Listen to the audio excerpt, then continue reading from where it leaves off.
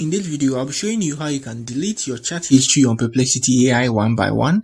It's very simple and easy. So if you don't want to clear your whole chat or your chat history, but you want to delete some of your chat history, this is what you need to do. So you can see on your screen there, tap on the button there, your bottom right corner of your screen, tap on that to access your history. And now you swipe to your left. Yeah, you tap on the history and then you swipe. You can see delete there. After swiping, you've deleted it. You can undo that. Good. So to delete, you just swipe to your left. Yeah, you watching the screen to your left. So that's it on how you delete your chat history on Perplexity AI. So in my next video, I'm going to show you guys how you can clear all your chat history from Perplexity AI. That is more complicated. I'm going to cover that in a new video. So that's it for the video. If you are new here, give me a like, subscribe to my channel. Peace.